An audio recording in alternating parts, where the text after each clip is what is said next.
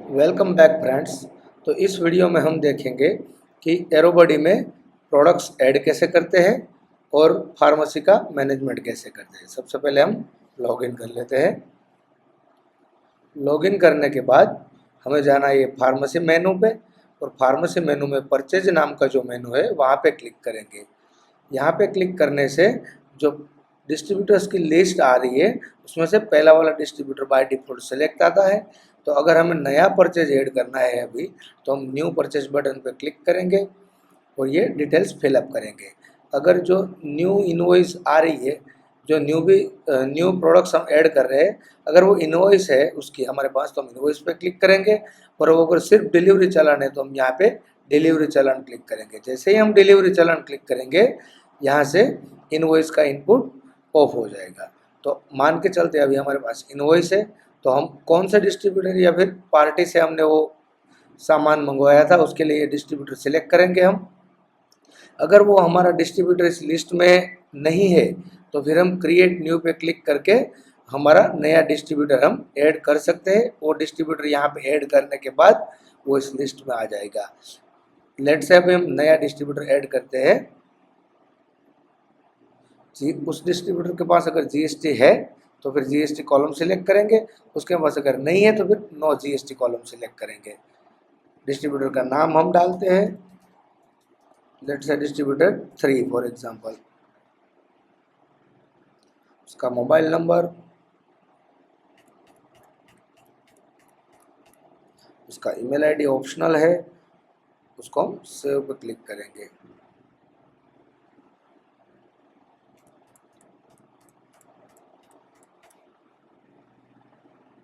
तो ये हमारा डिस्ट्रीब्यूटर 3 क्रिएट हो गया और सिलेक्ट भी हो गया। अभी मान लो उसका इनवॉइस है ABC0003, कोई भी नाम हो सकता है। ये इनवॉइस डेट है, मतलब इनवॉइस कब की है। आज की इनवॉइस हो सकती है, हो सकता है कल हमने सामान मंगवाया हो पर हमने इनवॉइस ऐड करना हम भूल गए हैं, तो हम कल की डेट भी सिलेक्ट कर सकते हैं। और ये ड्यू डेट है, ये ड्यू डेट ऑप्शनल है, मतलब कि ये जो इनवॉइस है उसका जो पेमेंट है वो कौन सी तारीख को करना है। तो अभी हम मान लो मैं 15 तारीख सिलेक्ट करके चलता हूँ। अभी यहाँ पे सारी की सारी प्रोडक्ट्स की लिस्ट हमें डालनी है। अगर जो प्रोडक्ट्स की लिस्ट, जो सामान हमने मंगवाया है या फिर जो मेडिसिन हमने ऑर्डर की है जो इस इनवॉइस में है, वो अगर ऑलरेडी हमारे सिस्टम में है तो फिर सजेशन आ जाएगा, और ऑलरेडी अगर हमारे सिस्टम में नहीं है तो फिर हमें नया क्रिएट करना पड़ेगा। लेट से मैं नाम लिखता हूँ डोलो। डोलो हमारे सिस्टम में ऑलरेडी है तो वो सिलेक्शन के लिए आ गया। मैं उसको सिलेक्ट कर दूंगा तो उसका मैन्युफैक्चरिंग भी आ गया, और उसके बाद जो पर्टिकुलर मेडिसिन है उसके जितने भी बैच हो गए उसमें यहाँ पे लिस्ट आउट हो गए। अगर हमने जो नया सामान मंगवाया है वो अगर इसमें से कोई बैच में से बिलोंग करता है तो हम उस बैच को सिलेक्ट कर सकते हैं, या तो फिर अपना नया बैच डाल भी सकते हैं। जैसे कि ये मैंने नया बैच डाल दिया तो इसको क्रिएट बोल रहा है। और अगर मुझे सिलेक्ट करना है तो मैं सिलेक्ट करूँगा। जैसे मैं बेस सिलेक्ट करूँगा expiry and everything automatic fill हो जाएगा। तो अभी यहाँ पे क्वांटिटी डालनी है। मान लो मैंने 10 पैक्स मंगवाए हैं, फ्री साथ में कुछ नहीं आया, उसकी MRP 120 है, उस पर डिस्काउंट कुछ नहीं, 18% GST लगा है।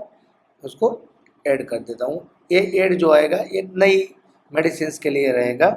मान लो अभी मैं कोई सी मेडिसिन ले रहा हूँ,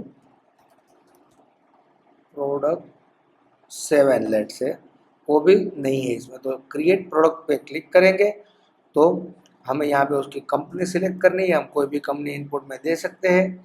मैन्युफैक्चरिंग भी हमें उसका सिलेक्ट करना है। उसका फॉर्म क्या है, टैबलेट है, कैप्सूल है, कुछ जो भी हो, उसमें बहुत सारे ऑप्शन है। मान लो कोई जेल है, कुछ भी, बहुत सारे ऑप्शन है। मैं अभी टैबलेट सिलेक्ट कर रहा हूँ। उसका HSN कोड यहाँ पे डालना है। उसका कंपोजिशन ऑप्शनल है, आप डाल सकते हो या फिर नहीं डाल सकते हो। ये सारी चीज़ें ऑप्शनल है सब कुछ। मान लो मैं 100 रुपीज़ डाल रहा हूँ। यूनिट पर पैक 10 आते हैं इसमें GST रेट 18% है। ये ये चीज़ें जो है वो क्लिनिक में यूज़ होती है कि ये पर्टिकुलर जो दवाई है प्रोडक्ट 7 वो मेनली कौन से टाइम पे प्रेफर की जाती है, लेट से मॉर्निंग या तो फिर इवनिंग। ये बाकी का जो सारी चीज़ें है ये प्रिस्क्रिप्शन में यूज होता है कि भाई ये सारी दवाई आफ्टर मील ले जाती है या बिफोर मील डिफ़ॉल्ट हम कितनी क्वांटिटी पेशेंट्स को दे रहे हैं, मान लो 5 दे रहे हैं, 6 दे रहे हैं, उसका डिफ़ॉल्ट डोज क्या है। अगर आपका मेडिकल स्टोर है, फार्मेसी स्टोर, तो ये जो प्रोडक्ट 7 है उसको आप कौन से बॉक्स में रखते हो। मान लो मैं P7 लिख रहा हूँ, P7 बॉक्स में, उसकी कोई एडिशनल इंफॉर्मेशन चाहिए कि भाई इस दवाई को मिल्क के साथ ऐड करके लेना है करके, तो ये यहाँ पे आप सिलेक्ट कर सकते हो और क्रिएट प्रोडक्ट पे क्लिक करोगे तो ये प्रोडक्ट क्रिएट हो जाएगी। उसका बैच नंबर नया डालना है क्योंकि हमने प्रोडक्ट नई क्रिएट की है। तो मैं मान लो 8 सिलेक्ट कर रहा हूँ। ये सारी चीज़ें हमें इनपुट देनी पड़ेगी क्योंकि पूरा का पूरा बैच नया है। उसकी भी मैं 10 क्वान्टिटीज ऑर्डर कर रहा हूँ। उसका 100 है और लेट से 50 में यहाँ पे लिखता हूँ, तो ये हो गया और 5% GST पे आता है। तो इसका टोटल बिल हो गया 761,000। तो देन हम यहाँ पे ऐड बटन पे क्लिक करके बहुत सारी जो हमारा बिल है पूरा का पूरा बिल हम ऐड कर सकते हैं। तो अभी मैं सिर्फ एग्जांपल के लिए 2 मेडिसिन ऐड कर रहा हूँ, इसको मैं सेव बटन पे क्लिक करूँगा, ये सारी मेडिसिन सेव हो जाएगी। ये हमारा डिस्ट्रीब्यूटर 3 आ गया, वहाँ पे क्लिक करेंगे तो हमको ये इन्वॉइस देखने को मिल जाएगी। ये जो इन्वॉइस है अगर उस पर आप क्लिक करोगे तो ये सारी डिटेल्स आपको देखने को मिल जाएगी। उसके बाद ये ऑप्शन है कि आप जब भी इन फ्यूचर मतलब आज के दिन के बाद या फिर 3 दिन 4 दिन जिस दिन बाद आपने उसको अगर अमाउंट अपना पेड कर दिया है इस डिस्ट्रीब्यूटर को, तो सिंपली आप उसको मार्क के पेड कर सकते हो। तो ये स्टेटस उसका पेड हो जाएगा और पेंडिंग बैलेंस 0 हो जाएगा। तो ये हमने स्टॉक में ऐड की थी एक डोलो और एक प्रोडक्ट 7। तो वो स्टॉक देखने के लिए हम जाएंगे फार्मेसी मेनू पे, फिर से जाएंगे, परचेज मेनू से हमने परचेज ऐड किया था और स्टॉक मेनू पे हम स्टॉक देखेंगे। तो यहाँ पे आप देख सकते हो स्टॉक लोड कर रहा है और ये फिल्टर दिख रहा है अभी कि कितने जो स्टोरेज लोकेशन है वहाँ पे स्टॉक आ रहा है। तो A, D, L और P इतनी सारी जगहों से स्टॉक आ रहा है अभी। तो जैसे हमने अभी P किया था तो P देखो यहाँ पे प्रोडक्ट 7 दिख रहा है, ऑल करूँगा तो सारी की सारी मेडिसिन दिखेगी। उसमें से हमने एक तो डोलो ऐड की थी, तो मैं ये यहाँ पे लोकेशन भी ऑलरेडी हमने मार्क कर रखा है वो दिखा रहा है। तो डोलो जैसे ही मैं सिलेक्ट करूँगा और उसकी परचेज हिस्ट्री पे मैं जाऊँगा तो ये इधर आज की डेट का ये डिस्ट्रीब्यूटर 3 का जो है ये परचेज हमें देखने को मिल जाएगा। और टाइमलाइन में भी अगर आप देखोगे तो यहाँ पे ये परचेज दिखा रहा है कि इसमें हमने +100 किया था, तो उसका टोटल स्टॉक हो गया 229। इसका मतलब 22 पैक्स एंड 9 लूज। ये यहाँ पे भी स्टॉक दिखा रहा है। सेम वे हमने प्रोडक्ट 7 सिलेक्ट किया था तो उसको भी हम यहाँ पे देख सकते हैं, उसका लोकेशन पे दिख रहा है P7 और उसकी बैच हमने B008 डाली थी। परचेज हिस्ट्री उसकी एक ही है क्योंकि अभी हमने प्रोडक्ट सिलेक्ट ही करी थी नई। सेल्स इसका अभी कोई आया नहीं है और टाइमलाइन इसमें सिर्फ इतनी दिखा रहा है। जबकि आप और कोई प्रोडक्ट हम देखेंगे, लेट से प्रोडक्ट 1, तो इसमें सेल्स भी दिखा रहा है कि कितने कस्टमर्स को हमने ये पर्टिकुलरली प्रोडक्ट 1 सेल्स की थी। तो ये पूरा स्टॉक का मैनेजमेंट आपको दिख रहा है इधर, pack size, stock, batch, MRP, by rate, expiry सब कुछ दिखेगा। और ये फिल्टर से लोकेशन के बेस पे आप चाहो तो फिल्टर कर सकते हो। लेट से अभी हमने प्रोडक्ट 1 जो है वो L1 में है तो L सिलेक्ट करेंगे तो जितनी भी दवाई L वाले बॉक्स में है वो सब आएगी।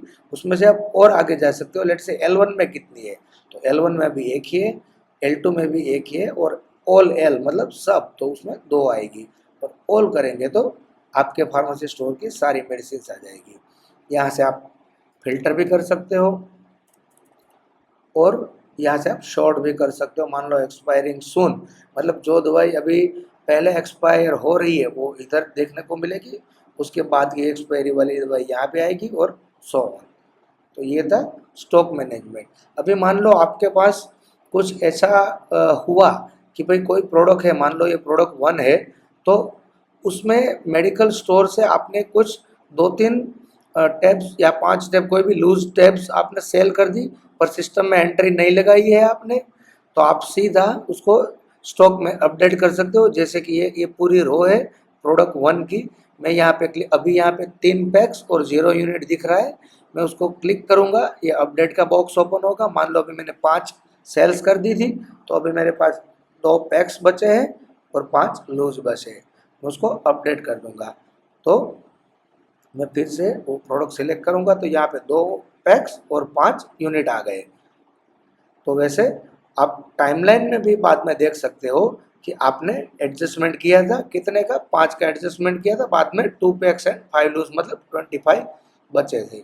तो ये सारा आप पर्टिकुलर कोई भी फार्मेसी की मेडिसिन के लिए आप पूरा का पूरा रिपोर्ट देख सकते हो कि इसके टाइमलाइन मतलब इस पर्टिकुलर मेडिसिन में कब क्या हुआ था, वो सारी चीज़ें। और सेल्स मतलब जो जितना भी सेल्स हमने इस पर्टिकुलर मेडिसिन के लिए किया है वो आप यहाँ से देख सकते हो।